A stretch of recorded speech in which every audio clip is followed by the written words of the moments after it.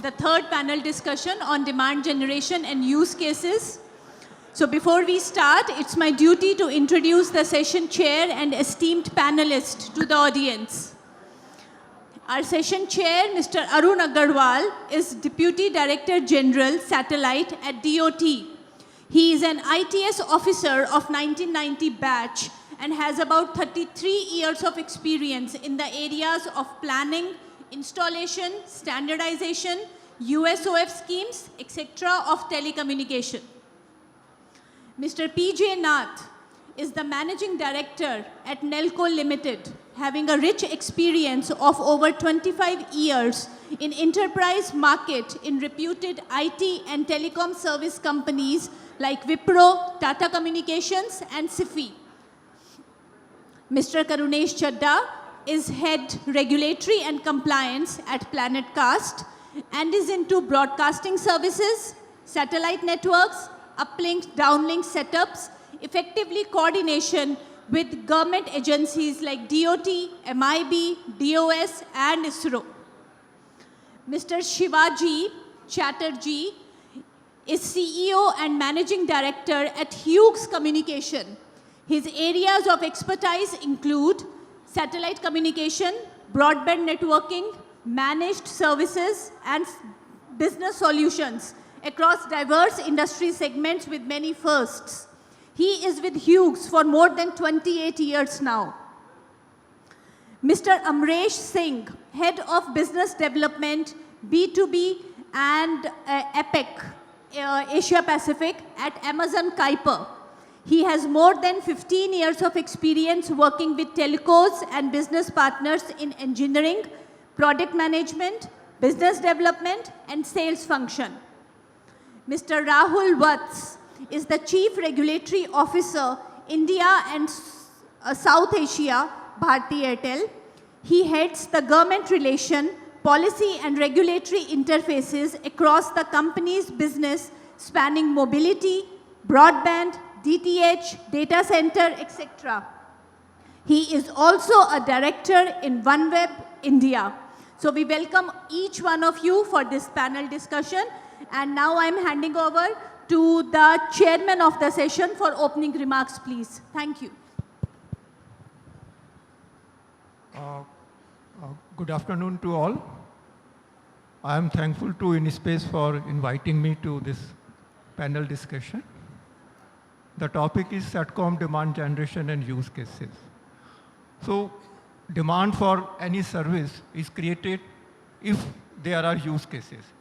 If there are no use cases, then no demand can be generated. Now, as we know that there is very strong emphasis on providing ubiquitous and universal connectivity, which can only be provided through satellite communication. Because in very sparsely populated areas, far-flung areas, hilly and remote regions, it's very, very difficult to lay out terrestrial network in a cost-effective manner. Now, as we have already covered a very large area of our country through terrestrial network, the remaining areas are also required to be provided with very good quality of communication. And that is why SatCom appears and becomes the most prominent and important technology to provide coverage to such regions. As far as the SatCom-Demand is concerned, InSpace through its report has projected that in broadcasting sector, there is a demand of about 70 transponders by 2030, and in telecom sector, there may be a demand of about 3 Tbps, including around 1.5 to 2 Tbps for consumer broadband. So in telecom area, the major killer of application appears to be broadband connectivity to individual subscribers, which is practically non-existent as of now. Now, how can this all happen? For this purpose, all the levers for generating demands are required to be activated. The government has issued licenses for providing broadband services through NGSO satellite constellation. And once they start providing the services, I think the market will grow. Now, with this brief remarks, I hand over to Ms. Sonali Nanda for starting the panel discussion. Thank you, sir. You have set the tone for the panel discussion. So, if we all agree, we will have one general question first, which is for each one of us sitting in the panel. And then we can have the specific question because each one of them have a different domain expertise, right? So the general question to all the panelists is, what according to you is the growth trajectory for the SatCom industry in India? We can talk about next 2 to 5 years time frame.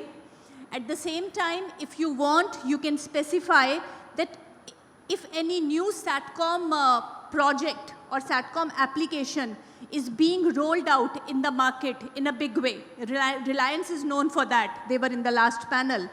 And some specific use cases, if you want to identify, substantiating your answer. I'll start with my, my neighbor. Good evening, everyone. Thanks, Sonali. Let me just give a perspective that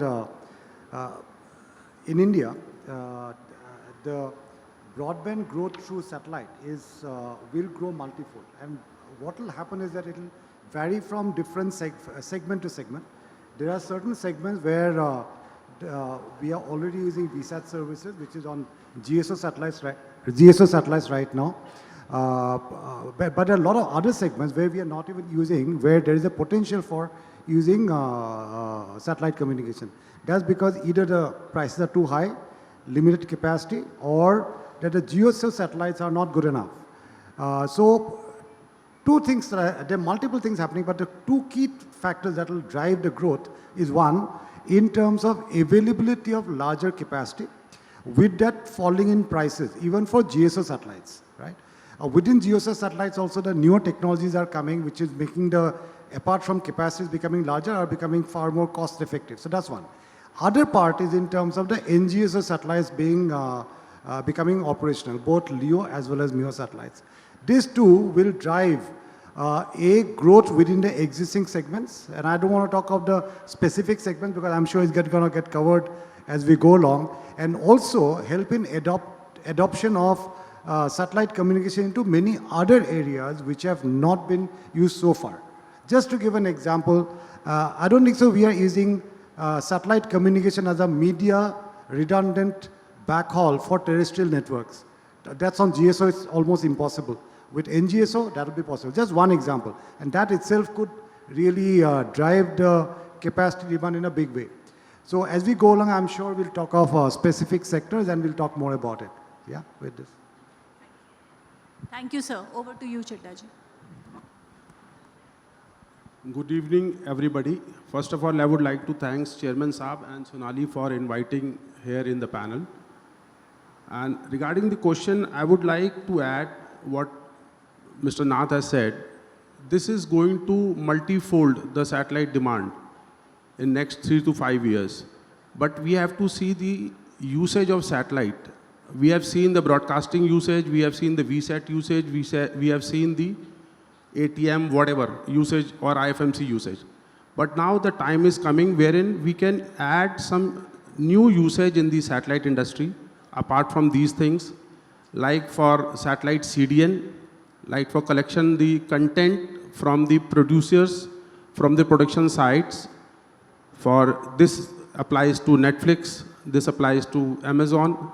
They used to produce many films, many series, and that content is collected from the shooting place itself. This is the one most important part. We have to look after that. And moreover, the government policies and what we have seen during Operation Sindoor, the kind of defense has used the satellites. I think we need more and more satellites for basic applications, and these satellites are used by government agencies, all the Indian satellites, And the second part, we have to open up the new satellites and the new, we have to clear the regulatory frameworks for the satellites so that the more satellites capacities are available in the region. Thank you. Over to you, sir. Thank you, Sonali ma'am, and thank you InSpace for curating this very important session. I just want to use 2 or 3 data points, and I have got both as OneWeb and Airtel. As OneWeb, I've got 2 of my biggest customers to my left and right in terms of PJ and Shivaji, so they can really talk on that. And as, of course, in Hughes, we are partners. But I want to spin it out to a little larger context. First context is that at ISPA, which is our industry association, we had done a study around 2 years back. Of course, InSpace did a much larger detailed study later. But on top of my mind, I recall the number. I think we were around $2.5 billion. We were saying is what the space is looking like. And then we said it can go up to $9 billion in like 2029-30. Now, if I look at very plainly, how will any industry or a sector grow? A, there has to be a demand. B, there has to be availability to serve that demand. And C, there has to be an enabling framework as to how you are going to consume that demand, right? Now, what is working for us as a country now is there is A, availability in the terms of capacities which are today available, and maybe Shivaji and PJ can deal on it more. In terms of what we have available today, in terms of the availability from ISRO, there's availability from foreign satellites, but more importantly, there are fresh capacities which are available through OneWeb and, of course, Starlink, which is to come, and Amazon, of course, will come up in future. So there is going to be abundant availability of services. The great thing is that there are different levels of this use. So ISRO capacities might offer a particular type of use case. The LEO might offer another type of use case, and the O3B GEO may offer another type of use case. So there is a good amount of demand which is there, availability which is there. Let's come to demand. We started at OneWeb, started doing the test trials over a year back now. I am so thrilled. There is not a sector we would have not covered. We have done extensive trials with defense. We have done extensive trials at oil rigs. We have done trials with banks. We have done trials at multiple locations at Ministry of Education, even with Ministry of Health, right? So there is not a single use case which we would have not tried over a period of last 1 year. So which really tells me that there's a huge amount of demand which is available. And by the way, I have not added the demand which can immediately be taken, which is me as telco, which is the backhaul demand, right? Which also is a large demand. Remember, this country is still 96% covered, 4% not covered. And why it is not covered is there is no fiber. So satellite has to step in to be able to give that backhaul. Now let me come to the last part. So there is demand, there is availability. Is there an enabling framework available? And I'm saying that we are sitting here in this session curated by InSpace, by a space regulator, tells me that there is an enabling framework which has now been created, right? There is a policy regime. I was actually surprised. And I'm not trying to do a session because this is an InSpace session. But I applied for authorization, and I think within a period of 6 months, I got authorization to start my services from InSpace. Right? So there is a huge enabling framework which has been created. There is a FDI policy in place, right? There is the InSpace policy in space. The Department of Telecom itself has created so many reforms out of, there's a booklet of reforms which Mr. Arun Agarwal can share, which the DOT has done. Of course, we are now at the last point of allocation. So I'm saying we have got everything for the demand to shoot. Right? In maritime, in defense, in everything. Demand is there, availability is there, framework is there. So we just have to really start showing, getting the fruits out of all this hard work. Thank you. That's very, very positive to know. Shivaji sir, over to you. I'm trying to remember the question because Rahul has given a regulatory sermon where he says demand is easy, just fix the regulation. Okay, so we were talking about the trajectory No, of I SatCom know. industry. I haven't forgotten. So I think the Honorable Minister just yesterday said SatCom is going to double in the next couple of years. So that's a good reference. What I'll say is there are 2 or 3 dimensions. So far, the SatCom industry in India has served only the B2B market.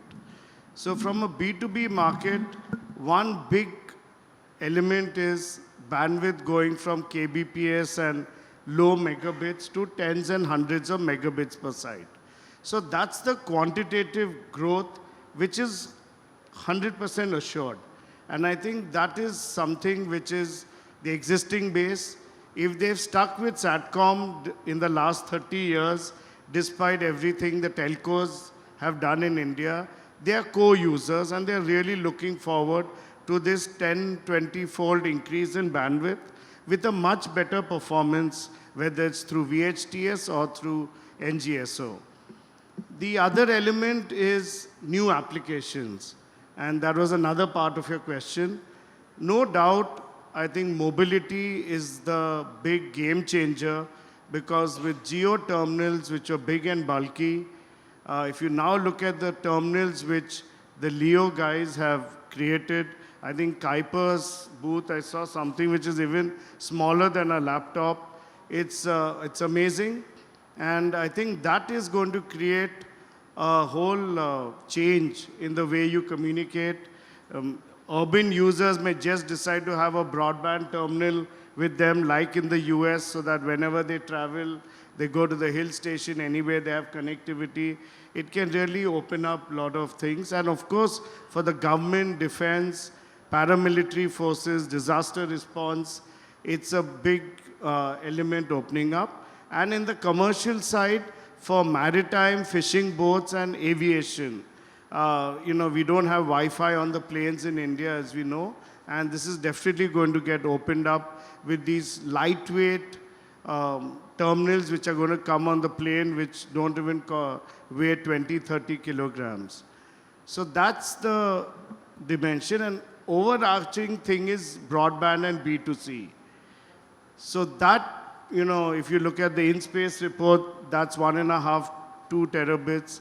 If you look at 1 megabit average usage per consumer, we are talking of about 1.5 to 2 crore people and consumers. So all of this adds up. If you add these 3 dimensions, I'll say every estimate of where the industry is today and where it will go maybe tenfold, provided the regulation, as Rahul said, happens. And in the previous panel, we saw the emerging trend. I'd rather like to see it emerge from the trend and become a reality. Great. Yes. Yeah, so I just want to start with a lighter note. I was the only one without a mic. So anyway, so just going to the question. We saw the minister speak in the morning. India has made tremendous development in terms of building the digital infrastructure. However, there is still some work to be done in bridging the digital divide to provide ubiquitous connectivity for all.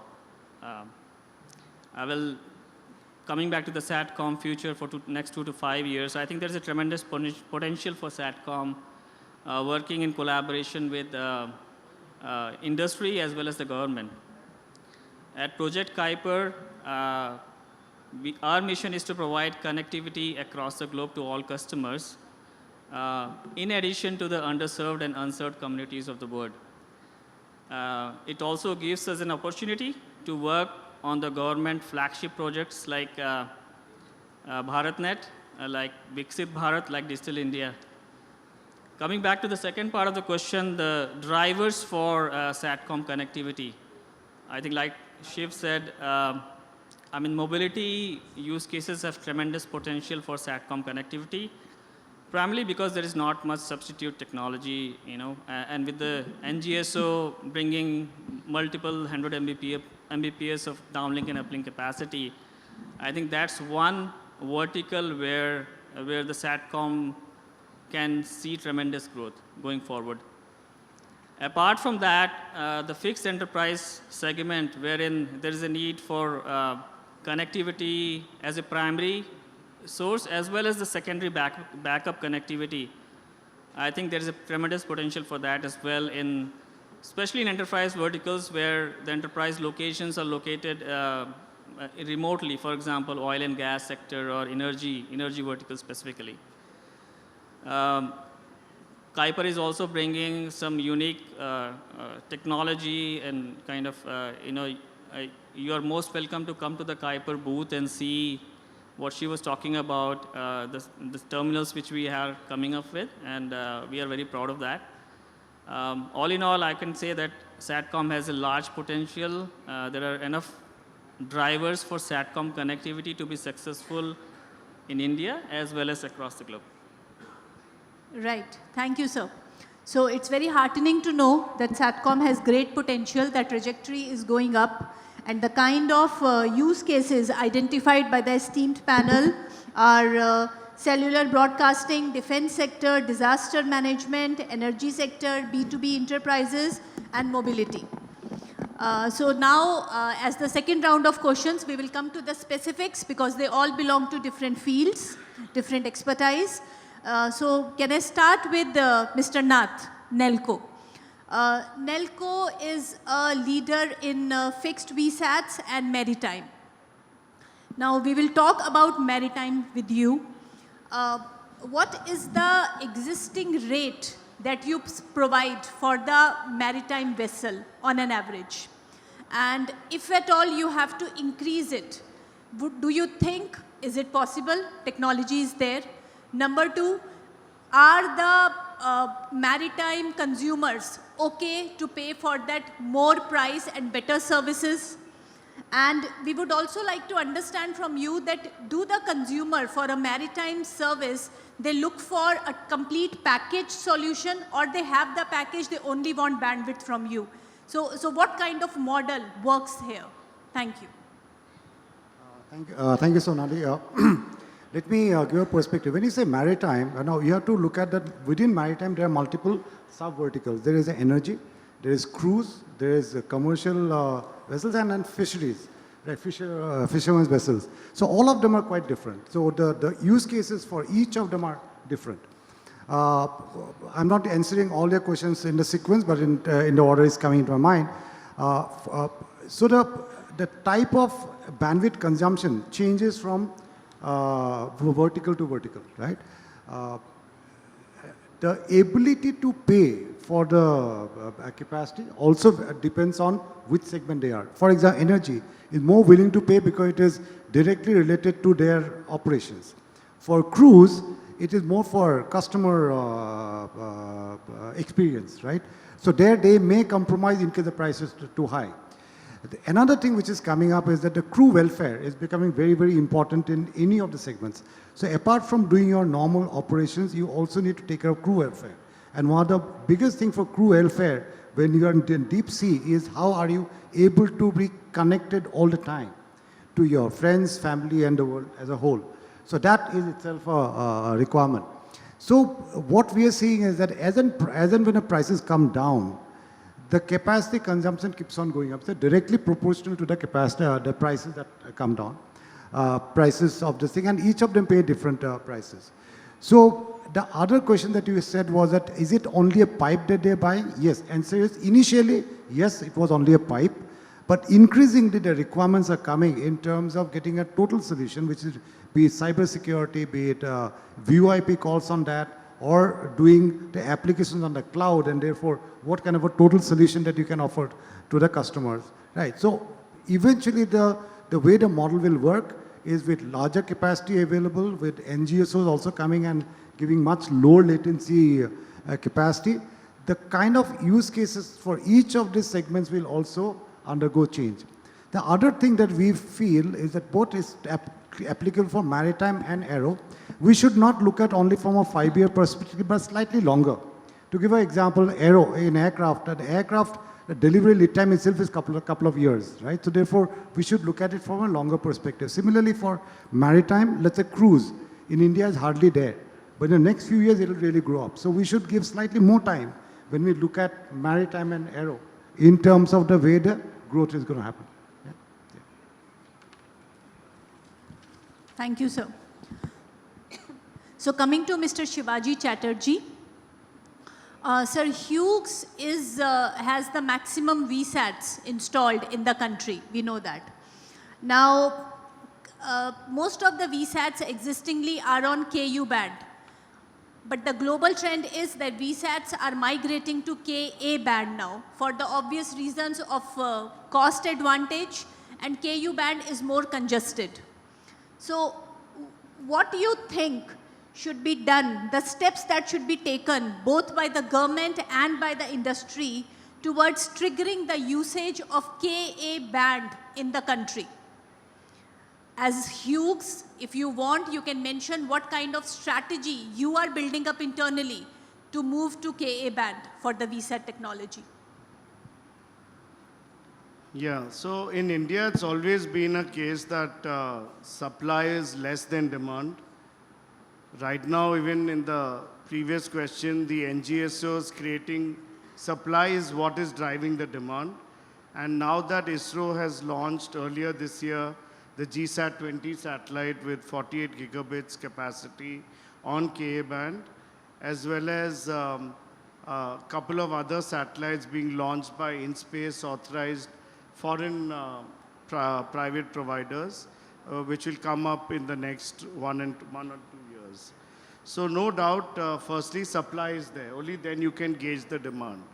One aspect on Ka band and why the pull towards it is it's got double the frequency, more or less, compared to Ku band, right? It's a wider spectrum. And as a result, with a wider spectrum, you can do more bits and get more efficiency out of the same satellite asset. So that's why Ka band is popular where it's broadband, because there's more bits, lower cost per bit. The negative in Ka band is it's at a very high frequency and the rain attenuation is very serious and real. So we can't just go by global trends, we got to see how it will perform in the country. And that's one of the biggest factors. In India, the demand for broadband, remote connectivity, even if you look at any BharatNet or 4G saturation, 80% of the sites are in the northern hills and northeast India. And that's also the most rain averse and hard conditions. So, it's not that it's going to be an easy fitment. At the other end, for something like aviation, a plane flies above the weather. So for aviation, globally, Ka band is the one in demand. Hughes became a Airbus HBC Plus partner on Ka band. And, even the Amazon, Kuiper and Telesat NGSO constellations are coming on Ka band. And they'll probably be able to offer higher throughput services compared to the current Ku band NGSOs.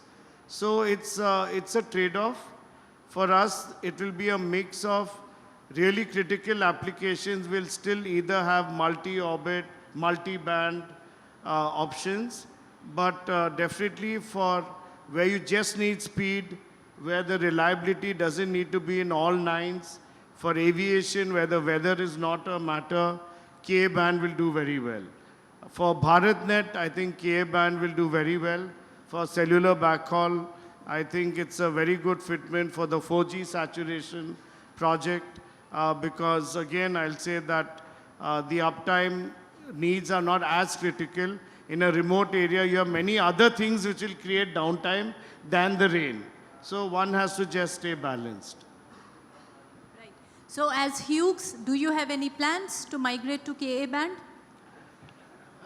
Well, definitely. I won't say migrate. As I said, we have existing customers wherever they need more bandwidth, either Ka band, LEO or Ka LEO, these all become options. Right. So definitely I'll say with either GSAT-20 or SatCom-Demand, which is coming up in maybe 6 months' time. Yes. These are the two satellites in the near horizon, and we definitely would like to take capacity on them, most definitely for certain mobility and aviation, but also for migrating some of our existing customers. Okay. Some. That's very positive, sir. Thank you. Is this question asked by Ansel? have to say, ma'am, you are ensuring that there is enough demand generation by the time we end this panel. Yeah, It's really. very pointed questions. We have to prepare a report She now. asked PJ the price at which he's selling, you know, and he forgot all the questions except that one. Okay, we are having a very specific demand generation. I can see you're taking notes also. Yes. So I'll go to Amazon Kuiper, Mr. Amresh Singh. Sir, we know that Amazon Kuiper is commencing their operations by this year end in US. And next year you have the plans to roll out your services in India as well. Next year or maybe next to next, I'm not sure. By that time you will enter into the market, we will have 2 LEO constellations operational. So what will be your unique selling proposition for the constellation to come up in India? Will you be concentrating only on the rural and remote parts, or it will be a pan-India rollout? What kind of strategy or model you are coming up with? Right. So when we talk about unique selling point, USP for Amazon Kuiper, there are few pillars on which we depend on, right? So first of all, Amazon Kuiper will be a global network, providing connectivity for all customers, in addition to underserved and unserved communities across the globe.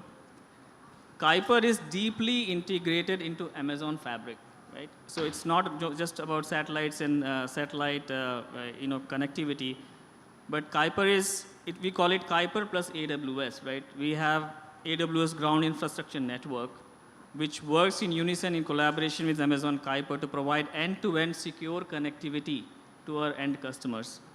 Apart from that, we have other divisions in Kuiper where Kuiper can benefit and leverage the benefits of other divisions. Like we have a huge e-commerce business which provides unique differentiation in terms of distribution and supply chain.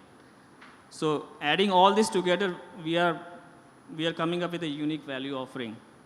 Apart from that, we always talk about we have 3 pillars of differentiation. One is the performance. In terms of performance, we will come up with higher downlink and uplink throughput.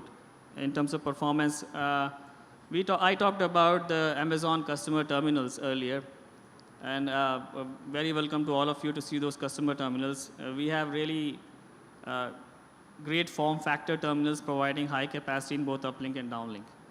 Second pillar is security. So with AWS as our partner, we can provide private connectivity options for our customers. So any data which flows through the Amazon Kuiper network need not even touch a bit of public internet. So we can provide end-to-end security to, especially, which is very kind of useful to sectors like financial sectors and other enterprise verticals which require more security, end-to-end security and encryption.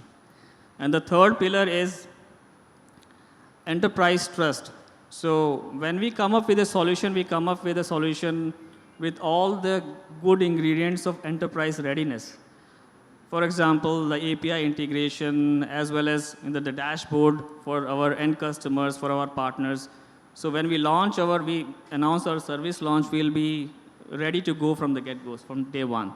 So these are the 3 pillars which differentiate us from, we believe differentiates us from, and will make us successful when we launch our service in India. Thank you, sir. Yeah. All the best to you. We will come to Mr. Rahul Vats now. So, sir, as OneWeb, we will start with that. You have rolled out your services globally.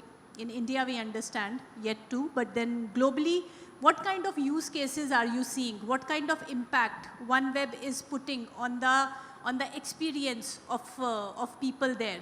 Are you seeing any new applications coming up? And would you be able to draw any parallels of that with Indian market as well? Yeah, thank you for that question. So there's a very interesting World Economic Forum report which came out, I think, around 3 to 6 months back, in which they were trying to explore what are the use cases which they see for the satellite industry in the coming years. Of course, on the top of the list were some of the conventional cases like defense, enterprise connectivity. What really interested me was reading about agriculture, logistics, right? Those were some things which somehow I had not associated, in the environment, perhaps in which we are. So in terms of where we can go in the future, there is a huge opportunity. Second thing is, and I'm going to shift between Airtel and OneWeb for a minute, just to make it interesting. Around 2-3 months back, we had announced sort of a partnership with Starlink.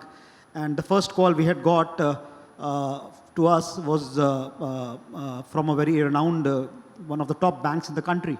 And they said, can you now tomorrow connect all my bank branches, even in the rural locations? And we said we are happy to do it as Airtel without satellite also, right? Just give us the money, right? But the point was that there's a lot of hunger, for the services for satellite in our own country. Globally, I think Neha would have covered in the first session, OneWeb has now rolled out across 180 countries. We have a huge amount of traction, we were already present in the US, Canada, and the European markets. We are now spreading across Asia. We are going Indonesia, we're going Australia. We are doing large parts of Japan, Korea. And some of these are very strategic partnerships which are happening, like countries like Taiwan saying that they want a dedicated network for themselves, right? Korea saying they want a dedicated network for themselves. So this is, the demand. At the same time, the need of every country can be different. There can be situations where enterprises want to play a larger part. In my own country, maybe the backhaul is going to be a large area of demand for us. Because we are, if you look at the fiberization in India, we are just at a pathetic 40%, right? So we have a large part of our network which is, not covered. So there is the demand which is, going to flow from that. So as OneWeb, I think we are completely operational. In fact, we have done some very strategic projects in Europe. There have been fiber cuts happening around, seas, and OneWeb has stepped in to help out. I will not want to talk on certain other geopolitical, use cases which we have got into, but also they are true. So we are doing that also. In India, I think we still are going to see, if I take 1 year of my allocation of provisional spectrum nearly, there's a huge amount of demand from defense, all right? Because they really do want to explore the opportunities which are going to be available. There's a huge amount of demand, from enterprises at certain locations where they want to, get service. As I gave you example of the bank also, when they called up. So, and of course the backhaul. So these are going to be 3 primary cases in our own country. But as I said, very encouraging to hear about logistics, about, transport sort of cases coming up, for SatCom. Okay, great. I'll come to Mr. Karunesh Chadda now. He is into broadcasting and teleport operations. Sir, we know that, we have just heard in the first panel where Mr. Nigam pointed that broadcasting industry is flourishing. But then somewhere we are seeing the capacity which is in use is stagnant. There is not much of an increase. And when we did the demand analysis, when InSpace did this exercise, we saw a very less number coming up for the C and KU band traditional bent pipe transponders for broadcasting. Because we know that DSNG is almost not existing today. It is dying organically because of technology change. And the DTH is facing a lot of competition when it comes to OTT and live streaming. What kind of sustainable use cases are you thinking that will sustain this broadcasting industry? Say a free-to-air DTH kind of an application, maybe a new player, free-to-air DTH, just like Doordarshan. Will that help the market to cope up from this stagnation? What are your views on that? Well, I will take your questions one by one. Firstly, I would like to answer like broadcast industry is not dying, is not stagnant. It's growing, but the pace is slow. We all have to understand this. There are a number of linear TV channels are still coming up. These broadcasters are looking for the higher bandwidth on C-band for 4K and 8K applications. But yes, due to certain issues, this capacity is not available on the C-band satellites right now. But there is a demand. We are doing a lot of testing on 4K internally. And we, as a Planetcast, as a teleport, we are uplinking around 1,000 megahertz of C-band capacity from our teleports located in India and Singapore, using 6, 7 Indian and foreign satellites. So I cannot say it's stagnant or dying. I have added 200 megahertz in last financial year. Right. Regarding the DSNG, yes, DSNG as a service, which was envisaged long time back to use by the news channels for their feed transfer. That's dying. Yes, people have parked their vehicles or destroyed their vehicles. But yes, but what Planetcast is doing on the DSNG side, we are uplinking various high-ticket, high-price events of international repute, sports events, cricket events. They still don't rely on the fibers because there is a very high-stake games like World Cup, IPL. They still do their uplink on DSNG vans. We uplink around on numbers, if I talk about 600 to 700 megahertz every year using 40, 50 days of transmission of the DSNG bandwidth. We are still using that. But yes, that conventional bent pipe is not being used. It's a mix of the satellite. For the domestic series, we may hire GSAT satellites from NSIL, or for the international matches, we may hire from something from AsiaSat, something from Intelsat, as the customer demands. This is my second answer regarding the DTH, regarding the DSNG. Coming to the DTH, well, DTH market, I can comment because I'm a satellite guy, I cannot comment negatively on that. But yes, I come directly to your DTH, the other part, free DTH kind of a company. No private player would like to pitch into that. Only a government DTH like Doordarshan, what they are already doing, because they have a responsibility for dissemination of news and dissemination of infotainment to the rural public, which are not still, connected with the internet. The 30-40% of the populations are still not connected. So those are dependent on the DD direct free dish services. The government need to expand those services. Maybe a bigger satellite can be used on that with more transponders so that more content and more channels can reach out to them. It's not only the 12 transponder satellite or a 15 transponder. It should be a full satellite, 24 transponders. Content is there are 900 channels. It should be done like that. That is my say. Can I just add, ma'am? As a stakeholder in the DTH industry, 2 points I just want to make very quickly. First is that we would very much like to do free dish. Why not? If a customer has a choice, if you today open up your television and you are able to watch free channels coming on your TV set, why shouldn't you? You should. It's a march of technology. Similarly, if you can watch free dish from a DD, you can also watch free dish from anybody else. I'm most happy to do a free dish type model also.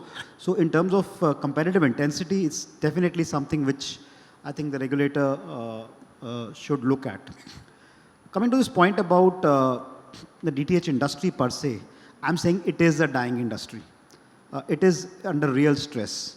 The reason is, if I can watch the same content without paying anything at all, why would I ever pay anything? If I have to watch a television cricket match between India and Pakistan on a cable TV, I can watch it. I can watch the same match through a OTT. I can watch the same match through a free channel which is coming, and I can watch the same match through my DTH connection. The regulatory regime is different in all of these cases for watching the same content. You cannot have a situation where watching the same content requires you to undergo 4 different ways of doing the same thing. If you're traveling in air, everybody is susceptible to the same sort of charge. There is no such different charge for traveling on air. So if I'm watching the same content, I should be subject to a similar condition. That's all I want to say. There is a demand, of course. 4K, as Karunesh said, of course, march of technology requires it. But a television person who has a 4K will be a high-end customer. Today, that customer is migrating towards OTT, right? And that's the struggle which we are having. But it'll be very sad. Why? Because DTH is still a very important source of information in large parts of our country, right? There are homes where 5 people can sit together and watch a content. They cannot afford 5 phones, but they can afford 1 television.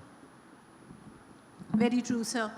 So I'll go back to Arun, sir, for the closing remarks, please. We had a very good panel discussion, and what I could gather from the discussion is that for realizing the SatCom demand, for realizing the latent SatCom demand, we should have to use all the technologies, GSO and GSO, and we can deploy it for all the use cases, for all the applications. And the cost of the application, I think, will also be a major factor for their mass deployment. Second thing is that I feel and I believe that what mobile technology did in the first decade of this century, that is between 2000 and 2010, when in the initial years of the 2000, the fixed technology, the fixed wire technology was the dominant mode of telecommunication. But within a few years, mobile technology surpassed it. So let us hope that at least to a certain extent, SatCom can complement, and that inflection point can also come maybe in a short period, maybe in 10 years or 15 years, or maybe earlier than that. That is my optimistic note. Thank you. So thank you, everyone. We can come in the front for a group photo and a memento.